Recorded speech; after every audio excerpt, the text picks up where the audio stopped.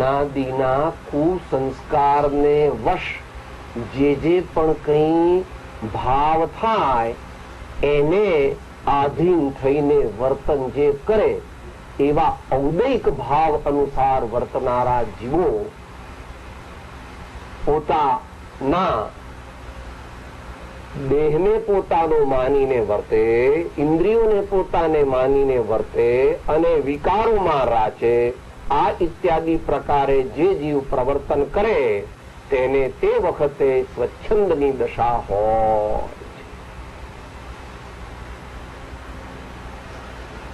એટલે એનું ઊંધું લેવાનું જે આપણને 17મી ગાથામાં હમણાં બોલ્યા. સ્વચ્છંદ મત આગ્રહ ત્યજી વર્તે સદગુરુ લક્ષ્ય સમકિત તેને ભાખ્યું કારણ ગણી પ્રત્યક્ષ. સ્વચ્છંદનું ત્યાં સ્વરૂપ ગૌણપણે બતાવી દીધું છે. જે જીવ સ્વચ્છંદી છે અને તે જીવ મતાગ્રહી પણ હોય છે. ઘણું ખરું સ્વચ્છંદ મતનો આગ્રહ હોય એને સતનો સ્વીકાર પણ ન હોય તો સતનું અનુસરણ તો હોવાનો પ્રશ્ન ઉભો થતો નથી. જેને મતનો આગ્રહ છે, સવારે આવ્યું સંપ્રદાય હોવો એ વાત જુદી, પણ સાંપ્રદાયિકતા હોવી એ મહાન દોષ છે. કારણ કે તીવ્ર કષાયના સદભાવ વગર સાંપ્રદાયિકતા સંભવે નહીં. હું કહું તેટલું જ સાચું, હું જ બધું જાણું છું, મારા ગુરુએ કહ્યું તે જ બરાબર છે અને આ દુનિયામાં બધા અજ્ઞાની છે, આ ઇત્યાદિ પ્રકારેની માન્યતા પ્રવર્તન, આ તેને ભગવાન સ્વચ્છંદ કહે છે. અથવા અહીં કૃપાદેવે સ્વતઃ જ સ્વચ્છંદની સાથે જોડી લીધેલા બાકીના બે શબ્દો તે પણ સ્વચ્છંદનું જ આપણને એનલાર્જમેન્ટ કરાવે છે. મત અને આગ્રહ. આગ્રહ એટલે દુરાગ્રહ, હઠાગ્રહ.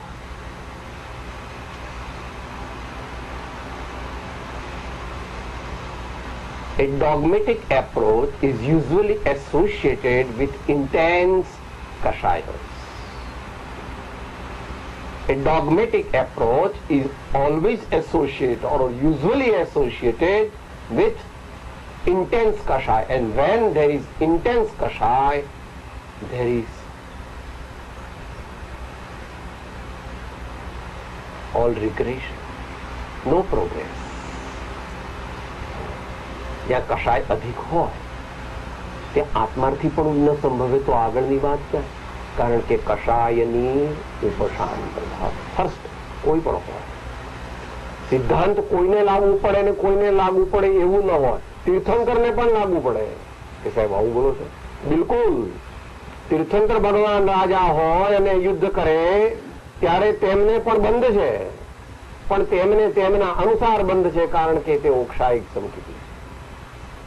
પણ તીર્થંકર ભગવાન પાપ કરે, રાજા હોય ત્યારે યુદ્ધ કરે વગેરે તો ન પાપ લાગે. ભગવાન કહે છે હું પણ આત્મા છું, ભલે જ્ઞાની આત્મા છું, ક્ષાયિક સમકીતી આત્મા છું, પણ હું જો પાપ ભાવ કરું તો મને પાપ જ ચોંટે અને પુણ્ય ભાવ કરું તો પુણ્ય જ ચોંટે, અને બંનેથી રહિત એવો શુદ્ધ ભાવ કરું તો મને સંવર નિર્જરાની જેટલો શુદ્ધ ભાવ હોય તેટલી સંવર નિર્જરા હોય અને તે સાથે જેટલો શુભ ભાવ હોય તેટલું પુણ્યાનુબંધી પુણ્ય હોય. એટલો શુદ્ધ ભાવ હોતો નથી. 10મા ગુણ સ્થાનના અંતે એકલો શુદ્ધ ભાવ હોય ત્યાં સુધી શુભના અલ્પાંશો હોય છે. એમ સૂક્ષ્મ રીતે વિચારતા સામાન્ય રીતે એમ કહેવાય કે શુદ્ધોપયોગ શ્રેણીમાં હોય છે. શુદ્ધોપયોગ શ્રેણીમાં હોય છે. ગૌણ શુદ્ધોપયોગ તે 7મા ગુણ સ્થાને હોય છે અને શુદ્ધ ભાવ તે 4, 5 અને 6 ગુણ સ્થાને હોય. વિતરાગ દર્શનને જાણવું તે લગભગ અસંભવ છે. એના માટેનું એક વાક્ય છે 218 વસ્તુ વાંચી જઉં છું. કોક વાર ઘેર બેસીને વિચારવું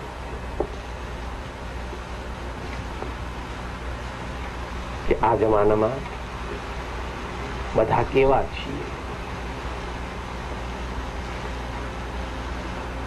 218 છે એમાં નીચેથી બીજો પેરેગ્રાફ છે, એમાં ઉપરથી 6ઠ્ઠી લીટી છે.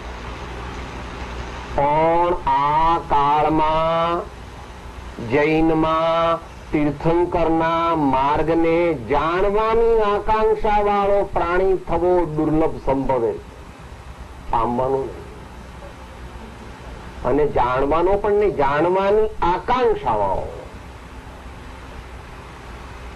પછી એનું લોજિક આપે છે, કારણ કે ખરાબે ચડેલું મહાન અને તે પણ જૂનું એ ભયંકર છે. અત્યારે આપણે સ્વાધ્યાયનો નથી ચાલતો, આપણે તો સ્વચ્છંદનો સ્વાધ્યાય ચાલે છે. તો જેટલો જીવ મુમુક્ષુ હોય તેટલો વિશાળ બુદ્ધિ વાળો હોય, મધ્યસ્થતા વાળો હોય.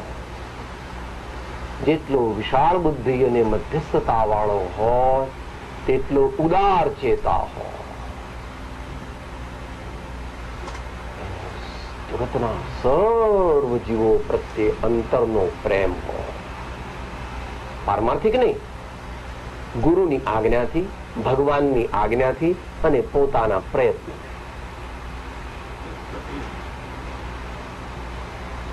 જેટલા જેટલા આપણે મુમુક્ષુ થઈએ એટલે જેટલી જેટલી આપણી મુમુક્ષુતાની ડિગ્રી વધે તેટલું તેટલું આપણું હૃદય પહોળું થાય. હૃદય એટલે આવ ભાઈ હરખા આપણે બે સરખા.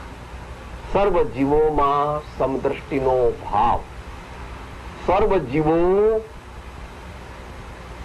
સિદ્ધ સમાન છે એમ અંતરમાં ભાવ રાખવો તો સ્વતઃ છંદ. એટલે મનમાં જે વિચાર આવે એ પ્રમાણે શ્રદ્ધા કરવી, મનમાં જે વિચાર આવે એવું સ્મરણ કરવું, મનમાં જે વિચાર આવે એ પ્રમાણે ક્રિયા કરવી, એ સ્વચ્છંદ છે. પરંતુ સદગુરુએ જેમ કહ્યું તે પ્રમાણે આપણે શ્રદ્ધા કરવી, સદગુરુએ જેમ કહ્યું તે પ્રમાણે આપણે સ્મરણ કરવું અને સદગુરુએ જે કહ્યું તે શક્તિ પ્રમાણે આચરણમાં લાવવું, તો સ્વચ્છંદ માટે એને 200માં આંક ના મુદ્દા નંબર 11 ની અંદર અને 12 ની અંદર એનો ઇન્ડિકેશન કરેલું. અનંતકાળ સુધી જીવ નિજ છંદે ચાલી પરિશ્રમ કરે તો પણ પોતે પોતાથી જ્ઞાન પામે નહીં, પરંતુ જ્ઞાનીની આજ્ઞાનો આરાધક અંતર મુહૂર્તમાં પણ કેવળ જ્ઞાન પામે. જનરલ સ્ટેટમેન્ટ છે. રાજમાર્ગ કહે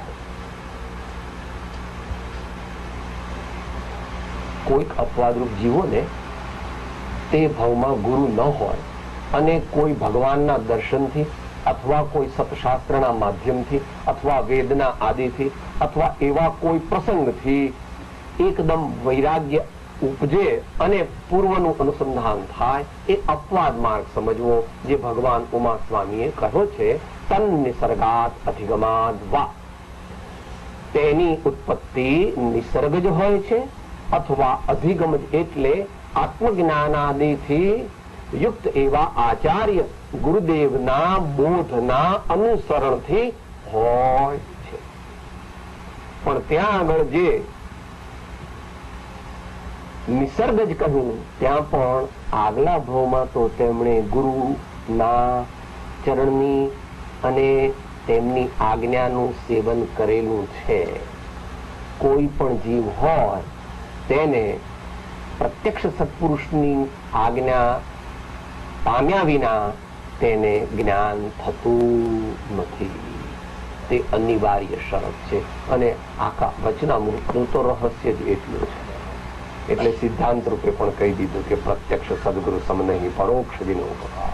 એવો લક્ષ્ય થયા વિના ઉગે ન આત્મ વિચાર. તો સ્વચ્છંદ જે છોડે, જે ગુરુની આજ્ઞાને આધીન વર્તે નહીં, પહેલા શ્રદ્ધે, પછી અંદરમાં જાણે, સ્મરે, પરિજ્ઞાન કરે અને પછી શક્તિને છુપાવ્યા વગર તે પ્રમાણે જીવન બનાવે.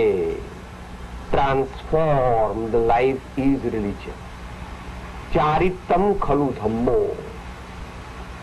પ્રભુ પંથ પામવાને પાટા બદલાવજો, પ્રભુ પંથ પામવાને પાટા બદલાવજો, આ જિંદગીના ચોપડામાં સરવાળો માંડજો, જિંદગીના ચોપડામાં સરવાળો માંડજો, મનને મહેતાજી કરી કામે લગાડજો, આ જિંદગીના ચોપડામાં સરવાળો માંડજો.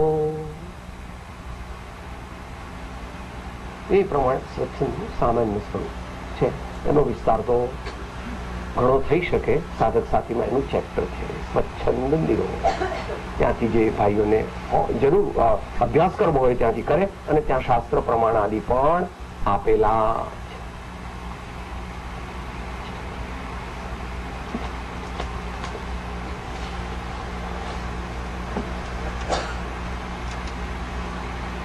તેને ટાળવા શું કરવું?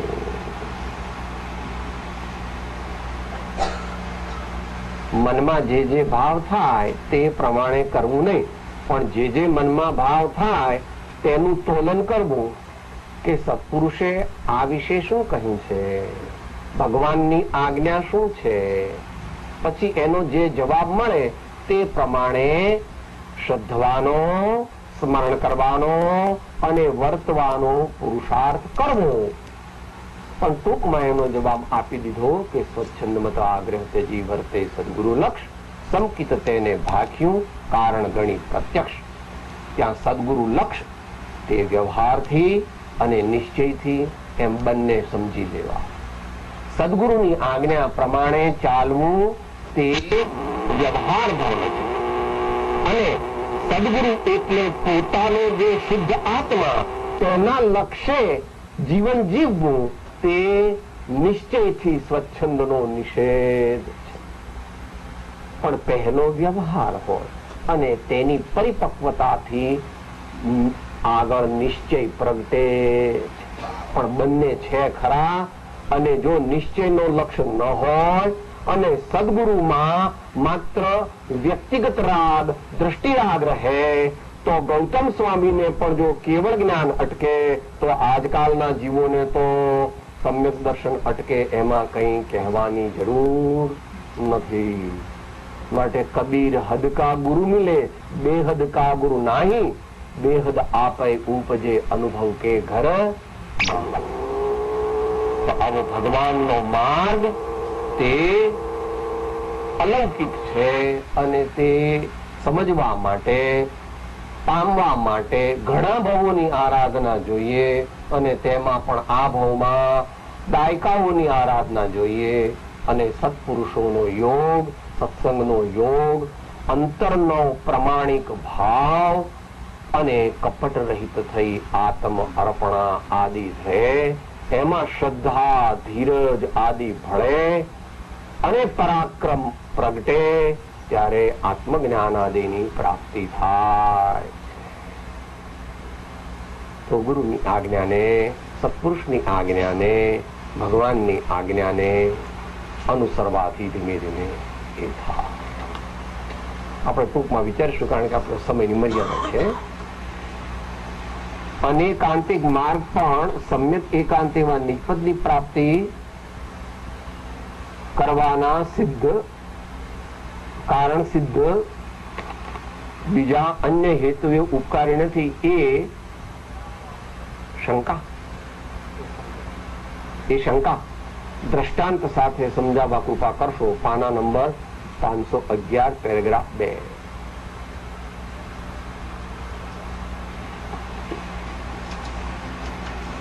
થોડે સુધી આ પ્રશ્ન જેટલો બુદ્ધિગમ્ય છે તેટલો કહીશું. બાકીનો તું પ્રયોગ કરે ત્યારે તને ખબર પડે. એનો 2 જવાબ છે, અપૂર્વ અવસરની 5મી કડીમાં અને ઉપસંહારની જે ગાથા બોલ્યા એમાં પણ આવ્યું કે મારે શું કરવું. તો ત્યાં તો જ્ઞાનીની વાત છે. અપૂર્વ અવસર તે જગતના જીવો માટે નથી. અપૂર્વ અવસર તો ભાવના માત્ર છે. અપૂર્વ અવસર જગતના જીવો માટે નથી. એ જ્ઞાની પુરુષની પરમપદ માટેની ભાવના છે કે મને પરમપદની ભાવના, તને પરમપદની ભાવના પરંપરાએ થાય. કારણ કે જ્ઞાનીને જ પરમપદની ભાવના પરમાર્થિક હોય તે વ્યવહાર ભાવના રૂપે કરી શકે. સંયમના હેતુથી યોગ પ્રવર્તના સ્વરૂપ લક્ષે જીન આજ્ઞા આધીન. સ્વરૂપ લક્ષે એટલે એકાંત ને જીન આજ્ઞા એટલે અનેકાંત. અનેકાંતાત્મક એકાંત, અનેકાંતાત્મક એકાંત. સ્વરૂપ લક્ષે જીન આજ્ઞા, એ જ પાછું આત્મસિદ્ધિમાં કહ્યું. નિશ્ચય વાણી સાંભળી સાધન ત્યજવાનો, નિશ્ચય રાખી લક્ષ્યમાં સાધન કરવા. સાહેબ આમ કરો ને, આમ કેમ કરો છો? બહુવચન છે. નિશ્ચય રાખી લક્ષ્યમાં એક વચન છે અને સાધન કરવા સોય એ બહુવચન કે એક વચન ભાઈ કે સાધન કરવું સોય એવું છે. શું પાડશે? કરવા.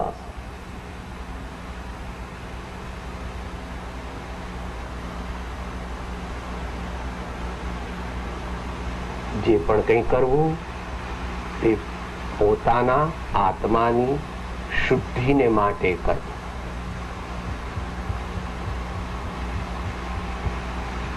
અધ્યાત્મ માર્ગમાં સ્વકલ્યાણની મુખ્યતા છે, પણ તે સ્વકલ્યાણ પરોપકાર વિના સંભવતું નથી. આ જરાક બહુ ટ્રિકી છે, એ ગુરુગમથી સમજ. કોઈ કે હું એકલું સ્વકલ્યાણ કરું, મારે મારા આત્માની સાથે સંબંધ, મારે બીજા સાથે શું સંબંધ? તો કે એવી રીતે સ્વકલ્યાણની સિદ્ધિ થતી નથી. કારણ કે સ્વકલ્યાણ કે બસ આ ભગવાનનું કામ શું છે, મારે ગુરુનું કામ શું છે, મારે શાસ્ત્રોનું કામ શું છે, મારે મુમુક્ષુઓનું શું કામ છે, કોઈ સત્સંગ ને તીર્થયાત્રાનું શું કામ છે, આવું બધું મારે, હું તો મારા આત્માનું ધ્યાન કરીશ ને અનુભવ કરીને મોક્ષે જઈશ. જુઓ, એ જ મોક્ષ માર્ગ કહ્યો કે ભાઈ તારી વાત યદ્યપી સૈદ્ધાંતિક રીતે સત્ય છે, પરંતુ તેનું જે ઇમ્પ્લિમેન્ટેશન છે તે સ્ટેપવાઇઝ છે અને તે જે રીતે સંભવે છે તે રીતે તારે ને મારે કરવું પડે. એટલે નિજ પર કે હિત સાધન में जो નિષદિન તત્પર રહે છે. પણ એકલો પરોપકાર કરવા જાય અને આત્માનો લક્ષ્ય ન કરે તો કર્તૃત્વ બુદ્ધિ થાય, અહંકાર આવે અને જીવ નીચે પડે. તો અનેકાંતાત્મક દ્રષ્ટિ તે એકાંત એવા નિજ સ્વરૂપની પ્રાપ્તિ અર્થે છે. એટલે ત્યાં સુધી એ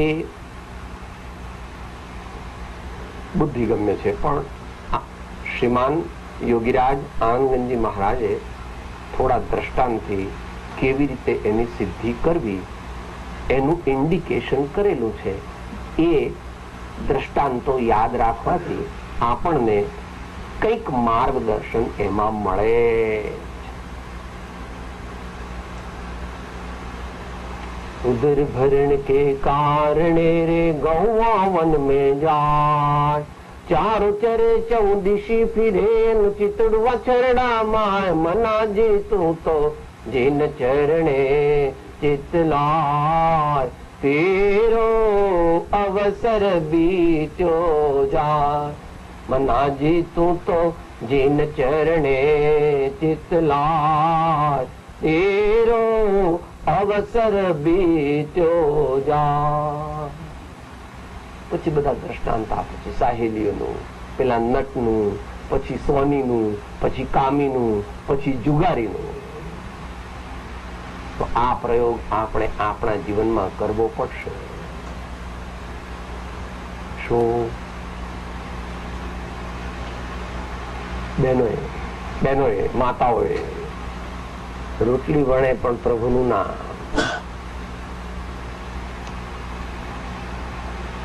લીધા કરવું,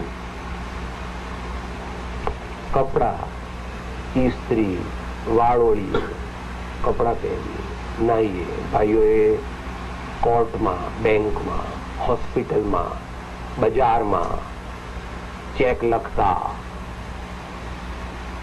પણ આ ઘણા કાળના અભ્યાસથી થઈ શકે છે. ઘણા કાળના અભ્યાસથી તે થઈ શકે છે. તમારી દુનિયામાં પણ આવું કરવાની થોડી શક્તિ ઇન્ટેલેક્ચ્યુઅલ લેવલે જેમનામાં હોય તેમને ટોપ IAS ઓફિસર્સ કહે છે. તેઓની નેશનલ લાઈન પણ ચાલુ હોય, ઇન્ટરનેશનલ લાઈન પણ ચાલુ હોય. પેલી ટાઈપિસ્ટ, સ્ટેનોટાઇપિસ્ટ બેઠું હોય તેનું કામ પણ કરતું હોય, વળી કોઈ ઇન્ટરવ્યુ પણ લેતા હોય. એમ ઘણા બધા કામ એક સાથે કરે છે, પણ છતાં એ એક સાથે નથી, અને છતાં એ એક સાથે. તો બધું સાધન કરે, સાંજના સરવૈયું કાઢવું કે મારા આત્મામાં શુદ્ધ ભાવ કેટલો વધ્યો, કેટલો પ્રગટ્યો, અથવા એટલો બધો ન હોય તો શુદ્ધની દ્રષ્ટિ કે શુદ્ધનો લક્ષ્ય કેટલો થયો, એટલે આત્માનો લક્ષ્ય કેટલો થયો. એટલે પ્રેક્ટિકલમાં શરીર આદિથી જુદો સહજ જ્ઞાન સ્વરૂપ હું છું એવી દ્રષ્ટિ કેટલો વખત રહી, એવું સ્મરણ કેટલી વાર થયું, એવો ખ્યાલ કેટલી વાર રહ્યો, એનું કંઈક અંશે પણ ભાવ ભાષણ થયું કે એ ઇત્યાદિ પ્રકારે વિચારતા. પૂજા કરે તો એ વાંધો નહીં, સ્વાધ્યાય કરે તો વાંધો નહીં, ભક્તિ કરે તો વાંધે નહીં, તીર્થયાત્રા કરે તો વાંધો નહીં, કેશલોચ કરે તો વાંધે નહીં, ગમે તે કરે પણ મોક્ષ કહ્યો નિજ શુદ્ધતા તે પામે તે પણ સમજાવ્યો સંક્ષેપમાં ચકળ માર્ગ.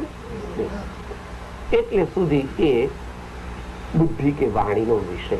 એથી આગળ તું પોતે પ્રયોગ કરજે ને 6-12 મહિને પ્રયોગ કર્યા પછી પાછો પૂછજે કે તને શું ફીલ થાય છે. પરમાર્થ મોક્ષ માર્ગ ફિલિંગ FWLING અહીંયા નથી.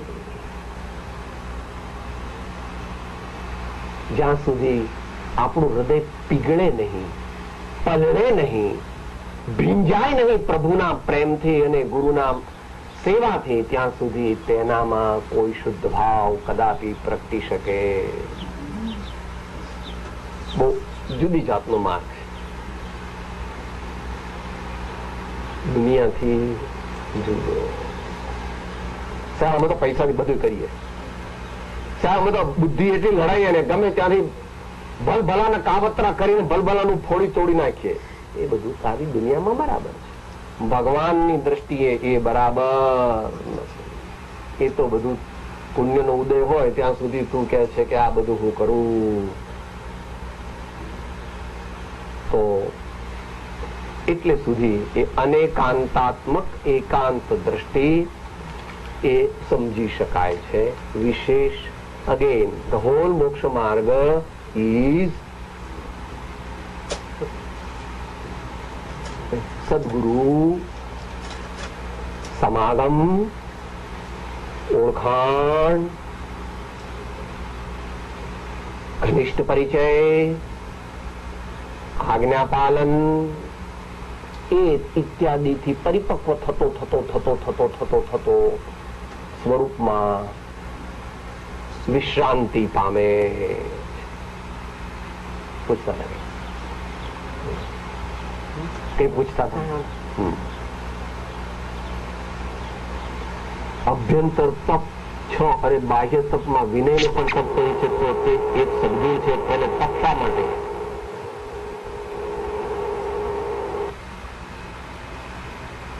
તે સદગુણ છે. વિનય તે સદગુણ છે, પણ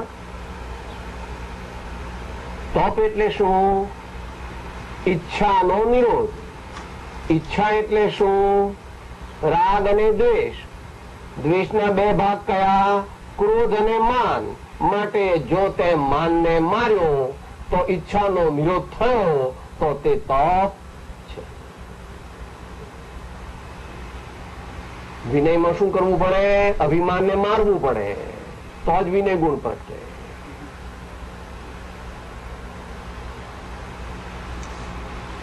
અંતરની વાત.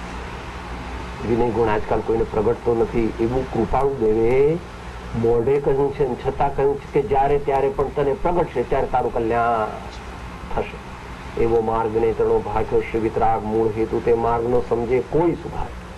તમે સાંભળશો તો ખરા, પણ બધા કહેશો સાહેબ હવે તમે તમારા જમાનું કામ નહીં અમારી સાથે, અમારી દુનિયામાં તમારો. પછી પાછો આગળ કહે છે કે હોય મુમુક્ષુ જીવ તે સમજે એ, ને હોય મતાથી જીવ તે.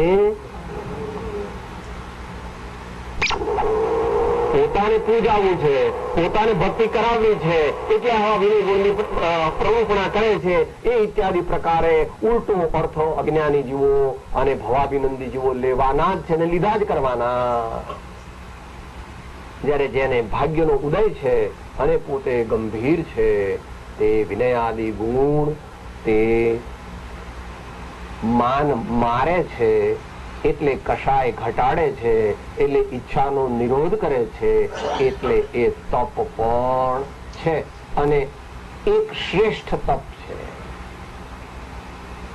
ભગવાન વર્ધમાન સ્વામીનું છેલ્લું લેક્ચર જેમાં ગ્રંથસ્થ કરવામાં આવ્યું હોવાનું માનવામાં આવે છે, તેવા ઉત્તરાધ્યયન સૂત્રના 36 અધ્યાયમાં પહેલું અધ્યયન તે વિનય અધ્યાય.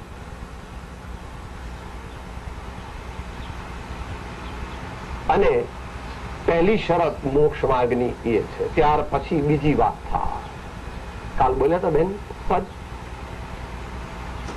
ભક્તિ કરવી હોય તેને રાખ થઈને રહેવું ને મેલવું અંતર કેરું માન રે, મેલવું અંતર કેરું માન રે. એમને પગે લાગે છે અને નીચે માથું ઓડાડે છે અને હાથ જોડે છે, પણ તારો આત્મા શું કરે છે તે વખતે? પડોશી કરે એનું ફળ તને ન મળે, અલ્પ મળે. અને એમાં પણ બહારમાં કરે ને અંતરમાં બીજું કરે તો પાછો ડબલ પાપ. માયાચારો કરે છે વિનય અને ભેગું કરે છે પાપ. કરે છે વિનય અને ભેગું કરે છે પાપ. કેમ? શરીરાદિની ચેષ્ટા પ્રમાણે બંધ મોક્ષની વ્યવસ્થા નથી, પણ શુભાશુભ પરિણતિ અને અભિપ્રાયને અનુરૂપ કર્મબંધની અથવા કર્મ વિચ્છેદની વ્યવસ્થા છે. માર્ગ એવો છે.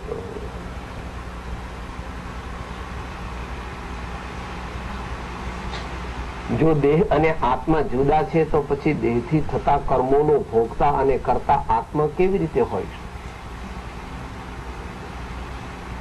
દેહ અને આત્મા જુદા છે તે ઇન્વર્ટેડ કોમા છે. દેહ અને આત્મા જુદા છે તે ઇન્વર્ટેડ કોમા. દેહ અને આત્મા એક ક્ષેત્રાવગાહ છે, માટે એક રૂપ છે, પણ લક્ષણ બંનેનું તદ્દન જુદું છે. જ્ઞાન તો લાકડાનું બનેલું છે અને તલવાર તો લોખંડની બનેલું છે. શરીર તો સ્પર્શ રસ ગંધ વર્ણ વાળા પૂતગલ સમૂહોનો પરમાણુઓનો સમૂહ છે, અને હું તો જ્ઞાન દેખનાર જાણનાર છે. માટે દેહ અને આત્મા જુદા છે, એ લક્ષણથી જુદા છે, પણ સર્વથા જુદા માને તો લાવો ભાઈ તમારામાંથી જે કોઈ હોય, તમે સળગતો કોલસો નહીં તમારા હાથ પર મૂકીએ, તમારે કઈ બોલવું નહીં, ચૂંચા કરવું નહીં. તમે કહેશો કે હા સાહેબ અમારે ગજસુકુમારે એવું કર્યું હતું. ગજસુકુમારની વાત તારામાં છે, તું ગજસુકુમાર છો? એમ કે ને કે ગજસુકુમારને આવું થયું હતું તો એ નહોતા બોલ્યા, પણ ગજસુકુમાર તો તે વખતે શુદ્ધોપયોગની શ્રેણી ચડી ગયા હતા. એટલે શરીર બળી ગયું, પણ આત્મા તો પરમાત્મા બની ગયો. દેહ છૂટી ગયો ને આત્મા સિદ્ધલોકમાં. માટે આપણી જાતને ગજસુકુમાર સાથે સરખાવવી નહીં, એવી જ રીતે ઘણા કે સાહેબ તમે બધા આવું બધું કરો, હું તો ભરત ચક્રવર્તીની મફત મારા સિટિંગ રૂમમાં જ કેવળ જ્ઞાન પ્રાપ્ત કરવાનું એમ કહેવું. તો આ બધી પોતાને છેતરવાની અને દુર્ગતિમાં જવાની તૈયારી અને ચેષ્ટા છે. તો દેહ અને આત્મા કથનચિત જુદા છે, કથનચિત એક છે, પણ નિશ્ચયની અપેક્ષા એ તદ્દન જુદા છે, કારણ કે બેનો સ્વભાવ ડાયગોનલી ઓપોઝિટ છે. માટે દેહાધ્યાસ જેટલો છૂટે એટલો મોક્ષ માર્ગ સિદ્ધ થાય.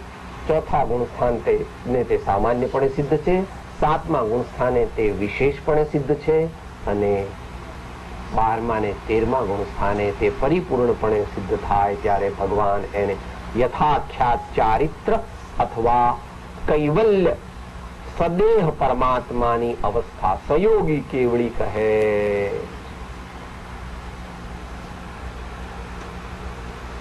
તો આ પ્રમાણે ટૂંકમાં એનો જવાબ છે. બરાબર. પ્રશ્નમાં જે છે દેહથી કર્મ થાય છે, પણ એમાં પાછું એકદમ એકાંત ન લેવો, કારણ કે યોગને પણ ભગવાને બંધનું કારણ 5મું મૂક્યું છે. મિથ્યાત્વ, અવિરતિ, પ્રમાદ, કષાય અને યોગ.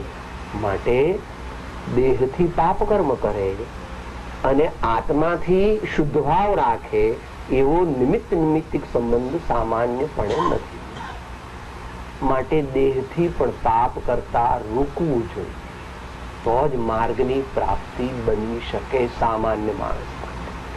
માટે ભગવંતોએ ચારિત્રની વ્યાખ્યા શું કરી? પાપ એ નિશ્ચયથી, પાપથી પાછા ફરવું તે વ્યવહાર ચારિત્ર છે, અને પોતાના શુદ્ધ સ્વરૂપમાં સ્થિર થવું તે નિશ્ચય ચારિત્ર છે. વ્યવહાર અને નિશ્ચય બંનેની સંધિ છે. વ્યવહાર અને નિશ્ચયને જેને વિરોધ લાગે છે તે તીર્થંકરના માર્ગની હજુ બહાર છે. પ્રેરે તે પરમાર્થને તે વ્યવહાર. માટે જ્યાં સુધી બુદ્ધિથી અને વાંચીને મોક્ષ માર્ગ પ્રાપ્ત કરવાની દ્રષ્ટિ રહ્યા કરે છે ત્યાં સુધી હજુ માર્ગની પ્રાપ્તિ દૂર છે. જે વસ્તુ જ્યાં હોય તે વસ્તુ ત્યાંથી પ્રાપ્ત થાય. ચોથી ગાથા છે ઇષ્ટોપદેશની. તેવી રીતે જ્ઞાન પ્રાપ્ત કરવું હોય તો જ્ઞાની પાસે જ જવું જોઈએ, એવો નિયમ. આ વ્યવહાર નહીંની મુખ્યતાથી કથન છે. પછી આગળ નિશ્ચય નહીંનું કથન પણ સદગુરુ પાસે સમજવું. તો દેહ અને આત્મા તે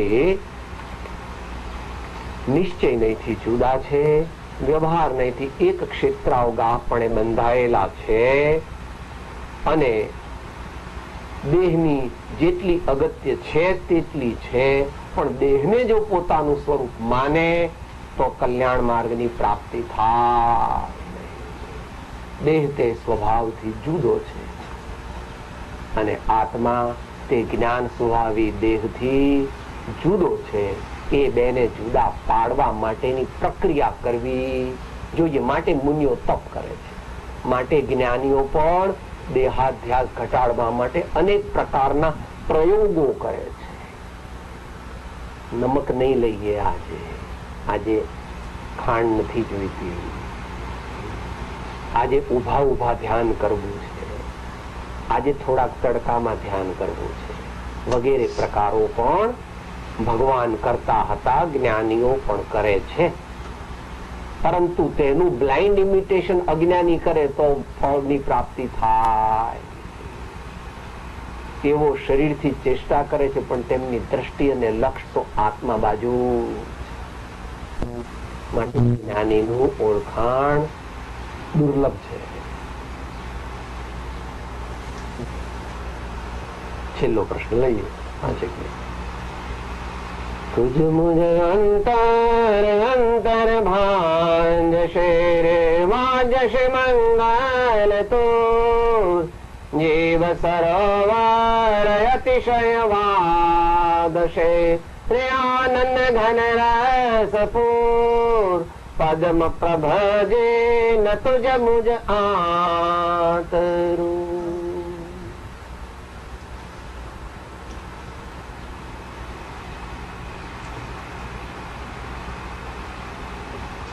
प्रभु तारू गीत मारे गावो छे, तारा जेवा मारे थावो छे।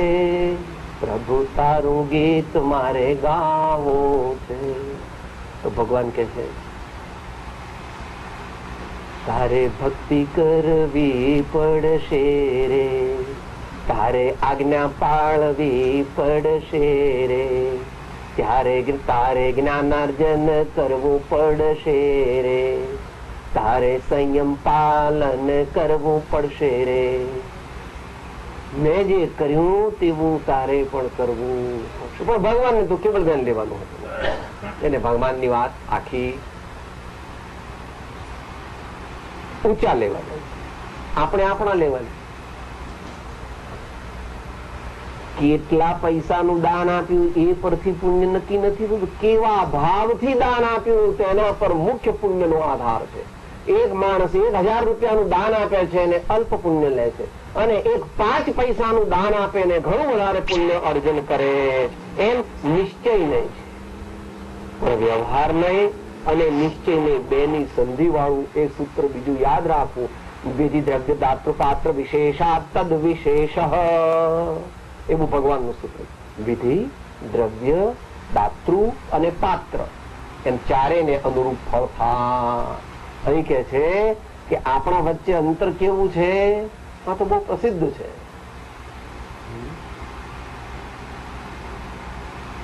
એક પક્ષી કેમ પ્રીતિ વરે પડે, ઉભય મિલ્યા હોય સંધિ જીનેશ્વર। હું રાગી હો મોહે ફંદ્યો, તો નિરાગી નિર્બંધ જીનેશ્વર। તો આપણે ચડવું જોઈએ। આપણે એમ કે ભગવાન તમે સંસારી બની જાવ ને મારા જેવા, તો આપણા બેનું હરખું થઈ જાય કે એવું તો બને નહીં બાપા। જે માખણ ઘી બની ગયું, હવે ઘીનું માખણ બને તો ભગવાન સંસારી બની શકે? ન બની શકે। તો શું કરવાનું? ભગવાનના ચરણ કમળને પકડીને આપણે ઉપર ચડવાનું। ચરણ એટલે ચરણ, ભગવાનના ચરણની સેવા કરવી જોઈએ। ભગવાન કહો કે સદગુરુ સંત સ્વરૂપ તુજ, ત્રણેય એક છે। અધ્યાત્મમાં સદગુરુ સંત અને પરમાત્મા ત્રણે એક છે, એટલે એમના ચરણની સેવા કરવી। સેવે સદગુરુ ચરણ। બીજું ચરણ એટલે આજ્ઞા, તેઓએ જેમ કહ્યું તેમ કરવું। અને ત્રીજું ચરણ એટલે ચારિત્ર, તેઓ જેવી રીતે પાપથી પાછા ફર્યા તેમ આપણે પણ પાપથી પાછા ફરવું જોઈએ। એટલા બધા ન ફરી શકે, પણ એવો ભાવ કરવો, એ વ્યવહાર ચારિત્ર। નિશ્ચય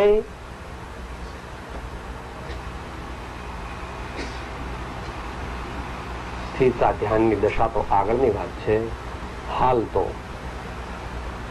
આપણે આવા અમેરિકા જેવા દેશમાં રહેવાનું હોય અને સ્થિરતા કરવાની હોય તો શ્રેષ્ઠ ઉપાય પ્રિલિમિનરી એવો છે કે દર 1 કલાકે ભગવાનને યાદ કરવું। ભગવાન કહેતા 4 વસ્તુ સમજવી: ભગવાન, સદગુરુ, સંત અને પોતાનો જ્ઞાયક ભાવ। ભગવાન કહેતા 4 વસ્તુ સમજી લેવી। ભગવાન એટલે પરમાત્મા, ભગવાન એટલે સદગુરુ, ભગવાન એટલે સંત અને ભગવાન એટલે પોતાનો જ્ઞાયક આત્મા। એમ જો આગળ વધીએ તો આંતરું મટે, અંતર મટે। ભગવાન તે પરમાત્મા છે અને જગતના જીવો તો બહિરાત્મા છે, મોટું અંતર છે, એકદમ નહીં થાય। આ તો કોણ લખે છે? ઉત્તમ અંતરાત્મા લખે છે। આ કોણ લખે છે? ઉત્તમ અંતરાત્મા લખે। 7મું ગુણ, પાછું 6, પાછું 7મું ગુણ, પાછું 6, પાછું 7મું ગુણ। વારંવાર નિર્વિકલ્પ સમાધિના અતિન્દ્રિય આનંદનો અનુભવ કરવા વાળા અપ્રમત્ત યોગીશ્વર આનંદનંદજી મહારાજ એ લખે છે, માટે ભાઈ પહેલા તો બહિરાત્મામાંથી અંતરાત્મા થવું પડે. એ બહિરાત્માપણા માટે પણ ઘણી લાંબી મંજિલ છે. માટે હવે આપણે અંતમંગળ તરફ જઈએ. અત્યારે જગતના સામાન્ય જીવો દાનવ છે. દાનવમાંથી પહેલા માનવ બનવું પડે. માનવમાંથી પછી ધીમે ધીમે સુધરીને સજ્જન બનવું પડે. સજ્જનમાંથી આગળ વધીને આત્માર્થી બનવું પડે. આત્માર્થીમાંથી આગળ વધીને જઘન્ય મુમુક્ષુ બનવું પડે. જઘન્ય મુમુક્ષુમાંથી આગળ વધીને મધ્યમ મુમુક્ષુ બનવું પડે. મધ્યમ મુમુક્ષુમાંથી આગળ વધીને ઉત્તમ મુમુક્ષુ બનવું પડે. અને ઉત્તમ મુમુક્ષુ ને જ્યારે સુવિચારણા સદગુરુના બોધ આદિથી પ્રગટે ત્યારે તેને ધ્યાન દશા સાચી પ્રગટવાથી મોહ ગ્રંથિનો ભેદ થાય છે. નિશ્ચય રત્નત્રય પ્રગટે છે. તે અંતરાત્મા બને છે અને તેની નિશ્ચય મોક્ષ માર્ગની સાધના ચાલુ થાય. પછી ગુણસ્થાન અનુસાર તે ચઢે.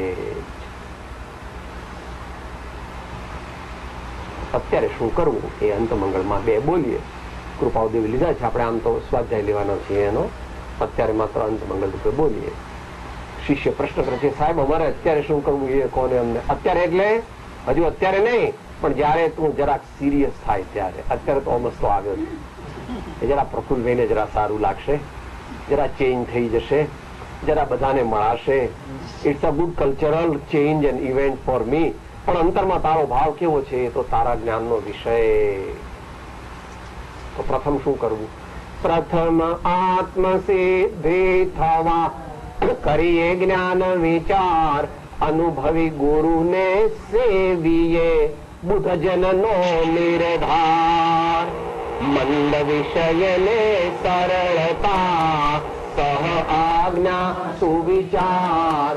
કરુણા કોમળતા દ્વિગુણ પ્રથમ ભૂમિકા ધાર. એની તરતમતાથી આંતરું ભાંજે છે અને જીવ શિવ બને છે. એ કેવી રીતે? આ સમયે ત્રિલોકનાથ સબ સંતન કી જય. આનંદ. ઓમ.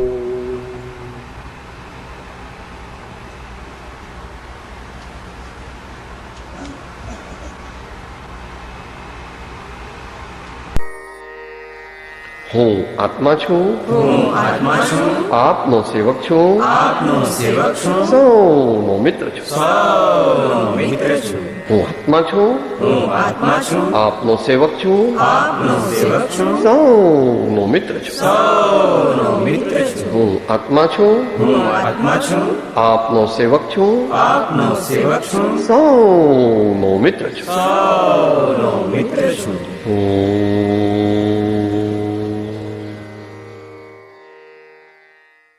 જય સદગુરુ વંદન. જય સદગુરુ વંદન. જય સદગુરુ.